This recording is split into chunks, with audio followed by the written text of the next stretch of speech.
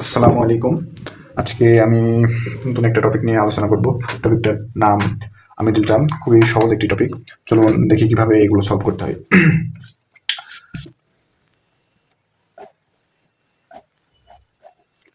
দেখেন, a square plus 7a plus 12। তো এটা একটা মিডল টার্ম। চলুন দেখি আমরা কিভাবে এগুলো সলভ করতে হয়। তো দেখো,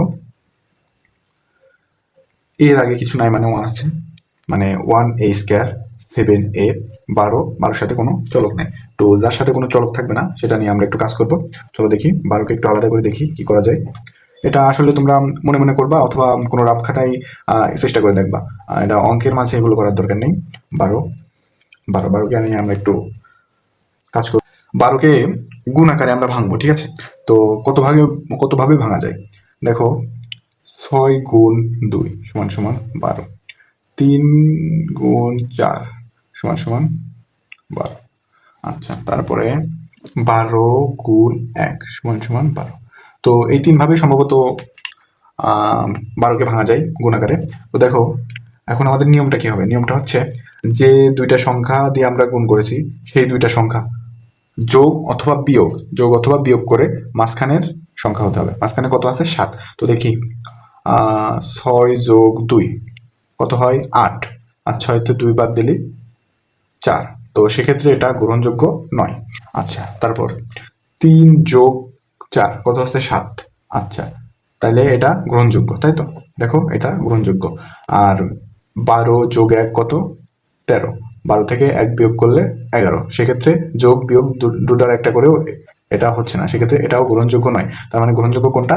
এটা। তাহলে আমরা সংখ্যা কয়টা পেলাম এখান থেকে? 2টা, 3 এবং 4, তাই তো? আচ্ছা, তারপর দেখো, a স্কয়ার যেভাবে আছে সেভাবে রাখবো, প্লাস দেখো দুইটা সংখ্যা পেয়েছি না আমরা, 3 এবং 4। সেক্ষেত্রে বড়টা আগে দেবো, 4a প্লাস 3a যোগ করে, যেহেতু 7 হচ্ছে সেক্ষেত্রে যোগ দেওয়া, মাঝখানে যোগ চিহ্ন দেবো। তাহলে দেখো 4a প্লাস 3। আচ্ছা, তারপর দেখো প্লাস 12 ছিল, 12 বসিয়ে দেবো, দিলাম। আচ্ছা, তারপরে দুইটা করে ভাগ করে দেখবো আমরা কিভাবে। এ একটা ভাগ, এ একটা ভাগ। এই দুইটার ভিতর কি একই জিনিস কি আছে? এ আছে, সেক্ষেত্রে এটা কমন নেব। এ কমন নিলে কি থাকে? এ কমন নিলে এখানে শুধু এ থাকে, প্লাস আছে, প্লাস চিহ্ন। 4a থেকে এ চলে গেলে কি থাকে? শুধু 4 থাকে, ঠিক আছে? তারপরে প্লাস চলকের সাথে যে সংখ্যাটা থাকবে সেই সংখ্যাটা আমরা ডিরেক্ট কমন নিয়ে নেবো, ঠিক আছে?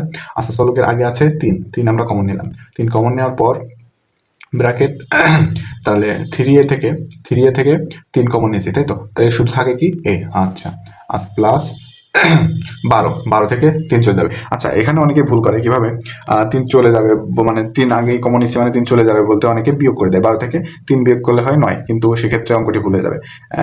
চলে যাওয়া বলতে, কমন নেওয়া বলতে ভাগ বোঝাই। তো 3 দ্বারা যদি আমরা 12কে ভাগ করি তাহলে কত হয়? 4, ঠিক আছে? তাহলে 4।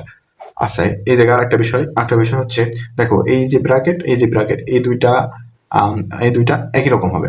যেমন a+4 এই দুইটা মিল হলে মিডল টার্ম বুঝতে হবে আমার মিডল টার্ম সম্পূর্ণ হচ্ছে। আর যদি এই দুইটা আলাদা হয় তাহলে বুঝতে হবে মিডল টার্মটি সম্ভবত ভুল হয়েছে, ঠিক আছে? আচ্ছা, তারপর দেখো a+4 একই জিনিস। তো এক্ষেত্রে আমরা কি একটা কমন নিতে পারি না? অবশ্যই পারি। তো a+4 নেওয়ার পরে তাহলে এইটুকুর ভিতর তো a+4 নিয়ে নিছি, থাকে কি? মানে এইটুকুর ভিতর তো a+4 আমরা নিয়ে নিছি, শুধু থাকে a, তাই তো? এ থাকে না? তো সেক্ষেত্রে আমরা a এখানে লিখবো। লেখার পর কি চিহ্ন আছে? মানে এই পাশের কাজ শেষ, প্লাস। আচ্ছা, দেখো এখানে কি আছে? 3 বসিয়ে দিলাম।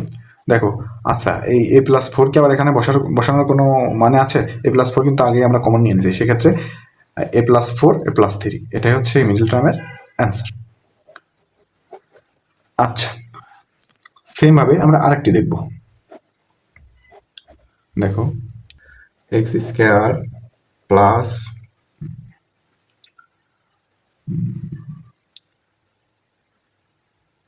8x plus 15।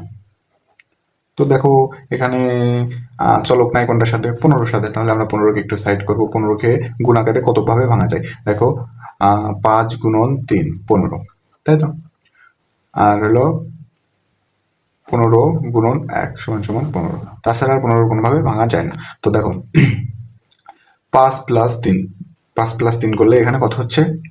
মাঝখানের 8 হয়ে যাচ্ছে, সেক্ষেত্রে এটাই গ্রহণযোগ্য, আর এটা গ্রহণযোগ্য নেই। তো দেখো